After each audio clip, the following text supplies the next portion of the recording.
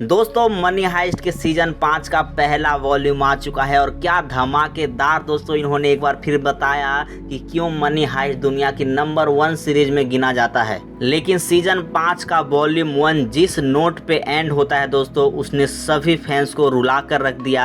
आपको बता दूं कि टोक्यो यहाँ पे मर चुकी है, लेकिन बहुत लोगों का ये थ्योरी है कि क्या टोक्यो अभी भी मरी है या अभी भी जिंदा है दोस्तों। तो आपको बता दूं कि 2-3 थ्योरी है जो सामने निकल के आ रही हैं, उसी के आधार पर मैं आपको बता सकता हूं कि क्या टोक्यो सच में मरी हुई है या अभी भी जिंदा है और वॉल्यूम 2 में आपको टोक्यो दोबारा से दिखेगी। तो पहली थ्योरी तो ये है दोस्तों, उसके जिंदा रहने के सबूत के तौर पे आपको बता दूं कि शो का जो नरेटर है दोस्तों वो खुद टोक्यो है। तो यार जब नरेटर ही नहीं रहेगी तो शो आगे कैसे प्रेजेंट हो पाएगा। तो शो को जो नरेट कर रही थी वो टोक्यो ही कर रही थी, तो वो दोस्तों मर जाती है वॉल्यूम 1 के एंड में, ऐसा दिखाया जाता है। लेकिन शायद ऐसा हो सकता है कुछ कारणवश वॉल्यूम 2 में आपको दिख सकती है शो को नरेट करते हुए। वहीं दूसरी फैन थ्योरी ये है दोस्तों कि यहाँ पे बता दूं कि स्टॉकहोम ने जिस तरह से आर्थुरो को मारा था वो सदमे में चली गई थी और उसे तरह तरह के सपने आ रहे थे, वो इल्यूजन में जी रही थी, उसे तरह तरह के सपने आ रहे थे, वो ड्रग्स ले रही थी।